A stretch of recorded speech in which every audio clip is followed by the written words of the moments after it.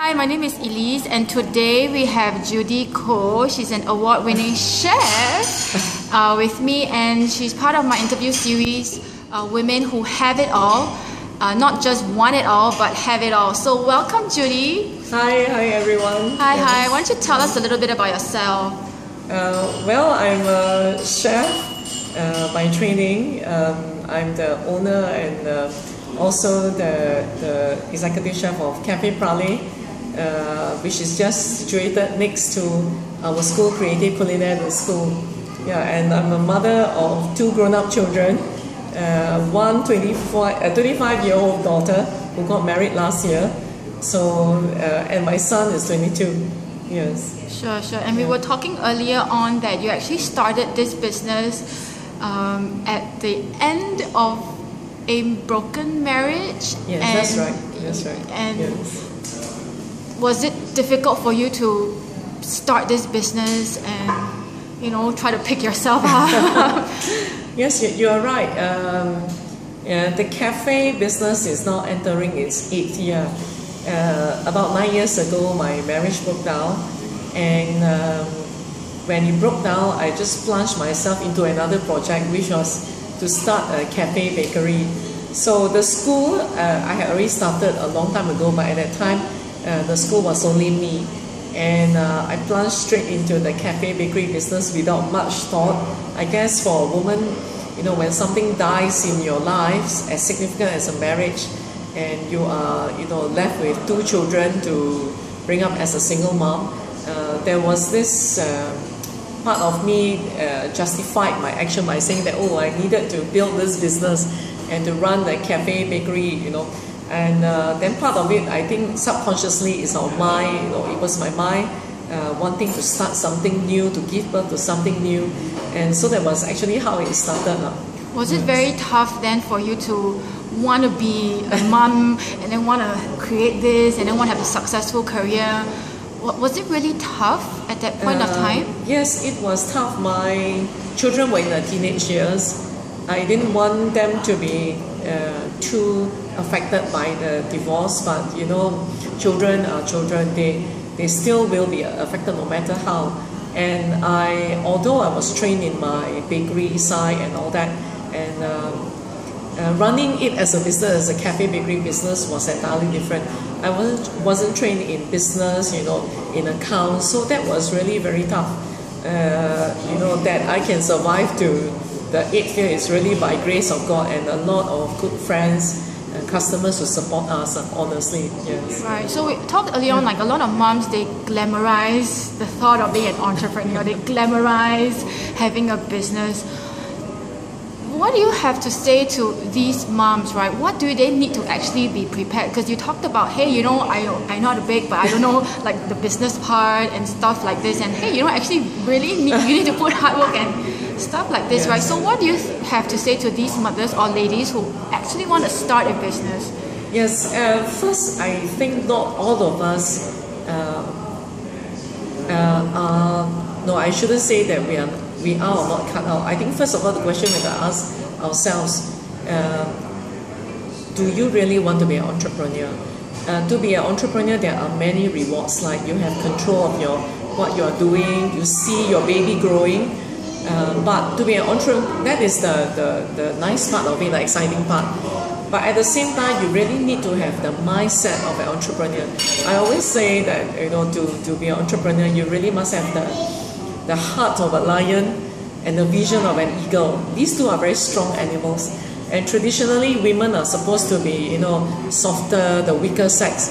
But these are very masculine traits that go against my generation at that time. And so it depends a lot on whether how well you know yourselves, whether you really want to be an entrepreneur. But having said that, we all evolve and we all change.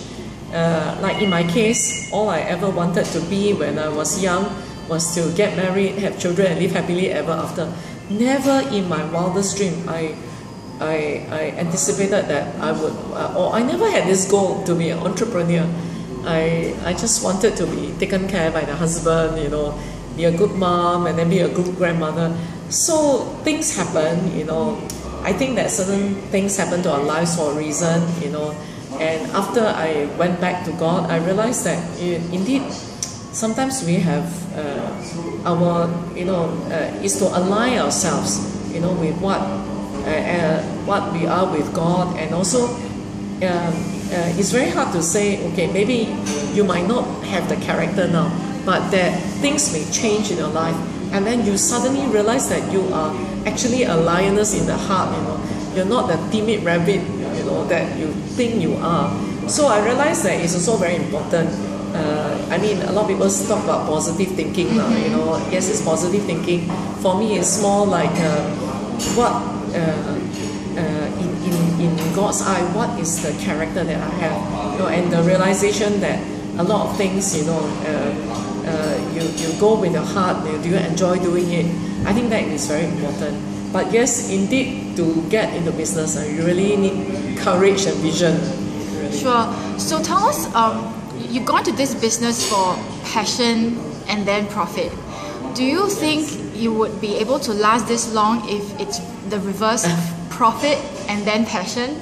No, definitely a no to that question, because I think that while money is very important, you know, like the other time I shared with you that, you know, the reason why I want to prosper my company is that so that I can be comfortable and be able to write a check for certain purposes like contribution to an orphanage and all that.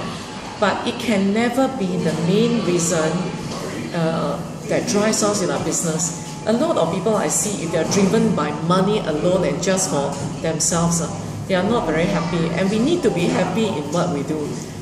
Like despite all the challenges in my business, if you ask me whether I'm happy doing it, you know, honestly, I love my job. I see a purpose and a mission. So the money is just a means to achieve or to, you know, be part of your vision and your mission in your business, rather than, you know, just drive, you know, have the money so that I can live a comfortable lifestyle, so that I can travel, so that I will have money to retire, because, you know, these things don't last actually at the end. Yes. So would you say that you're actually using your business to fulfill a mission and passion and kind of your own vision through your business in life? Yes, definitely. When I first started my business, I didn't have I did not sit calmly and think, oh, my mission for starting for my business is this, you know, blah blah blah. I did not think like this. I was just so miserable, and I wanted to get out of the because my marriage ended. I didn't want to go into depression by doing nothing, so I plunged straight into this without thinking. So my initial years, my initial motivation, unfortunately, was to prove to myself that hey, I start this business to prove that I'm capable, you know, to show the children, my children's father, that, you know, that I can survive my own. So it was more, it wasn't so noble the way I started my business. That was my initial. Then I went through a period when I went back to God, you know, and then I asked myself, what was the purpose of me running this business?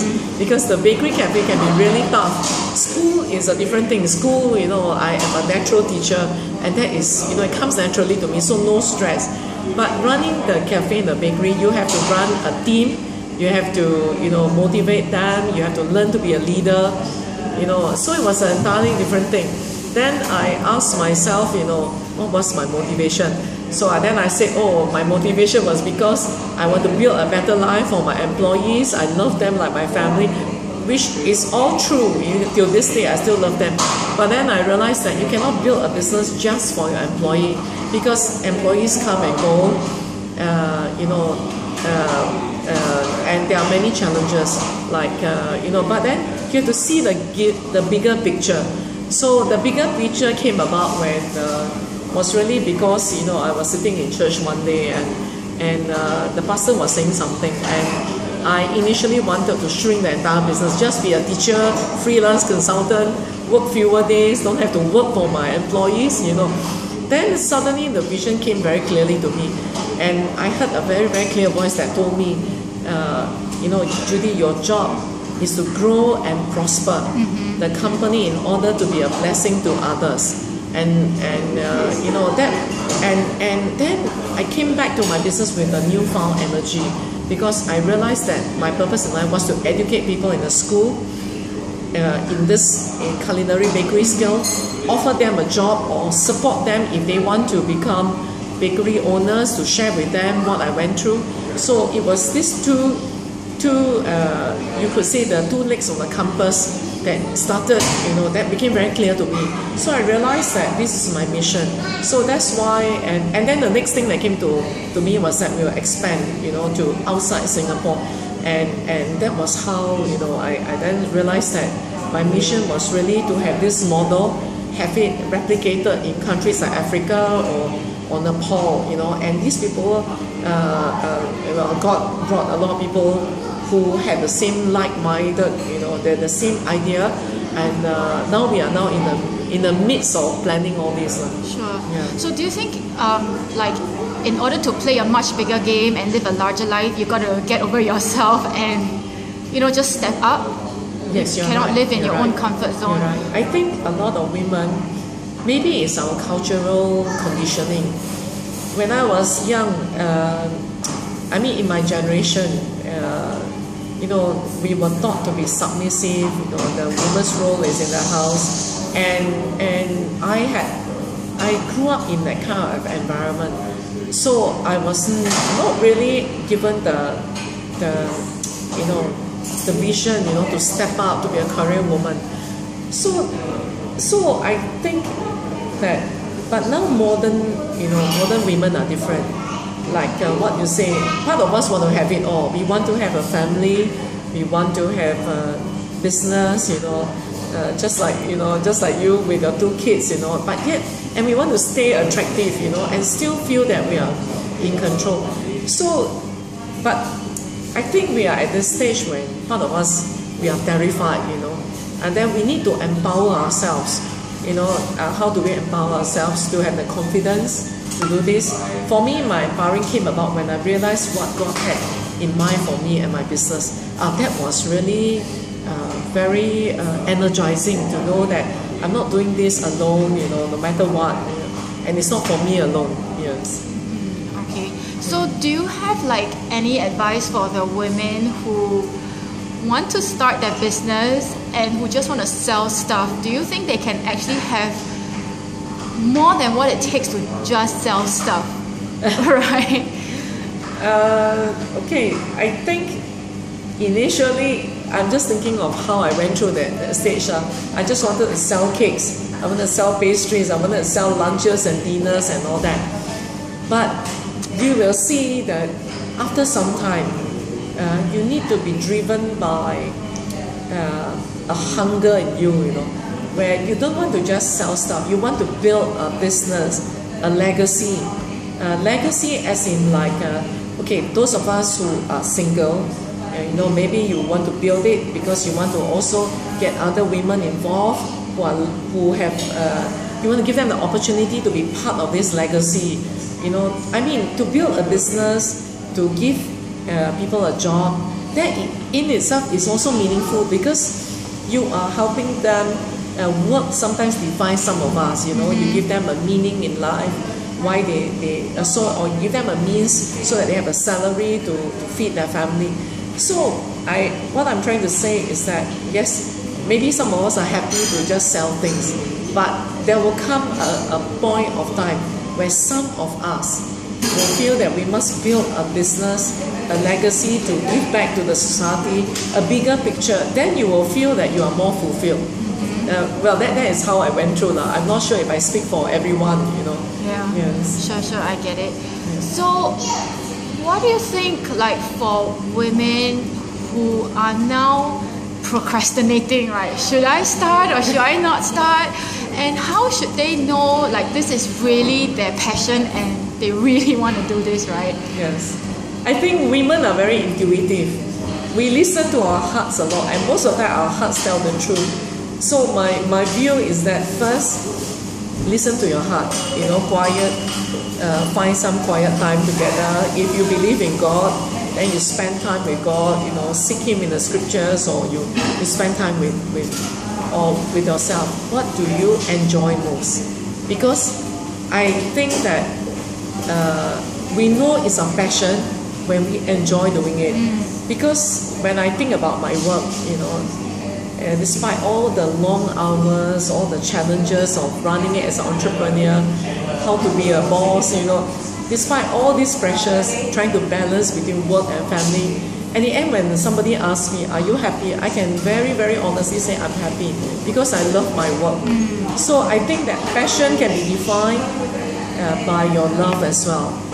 Do you love this job? Even if you don't go through a really dry period where maybe you don't see money coming in, will you still carry on? I think that is a question. And for some of us, or many of us, if you love what you do, you will naturally excel in it. And sometimes the money will just come and God provides, So I think you have to ask yourself whether you're happy doing it. If you go through dry periods, will you still continue? Or you think, I don't want really, I better resign, and work for someone else. But, that is the thing. Right, awesome. So do you have any one piece of advice for the mothers and women out there who desire to, fulfill their dreams and live their dreams? I mean, obviously you are living your dream and living a larger purpose in life, right? So what one piece of advice would you give this particular group of women who not just want to sell stuff? I mean, they will proceed on like what you say. So let's assume that they already know that they have a larger purpose. Do you have any advice for them? What do you think they need to do right now? Yes, I think women, my advice is that we must love ourselves. We love ourselves. If we love ourselves, we want to be happy. What makes you happy? If running this business, doing this job, makes you happy, go ahead. Don't worry about so many things. Will I make it? Will I not make it? Time really doesn't wait for anyone. And for me, my own experience is that my confidence came when I realized that I have a God who loves me, and that empowers me. So know that you are loved. Whether if you have not found God yet, maybe you have the love of your friends. Don't live alone. Find people to encourage, and be encouraged by them. If you love yourself, you will take very good care, of yourselves, your own money, who you partner with. You will take care of your health. Make sure in running the business, you will not lose your health, lose your beauty, neglect yourselves. I think that is important. So that's life mastery. So the more we master life, the more we become successful and, can contribute. So thank you, Judy, for your time. We really appreciated this. We are at her cafe shooting it live. That's why you can hear the clink, clink, clink, clink. And that's Sorry about that. That's the beauty of it, right? That's how authentic we want this to be, and to show that, hey, Judy has a life and business that she both loves. So we encourage you to go pursue your life and, be successful the way you want to be. Thank you. Yes, thank you. Thank you, Liz. Yeah.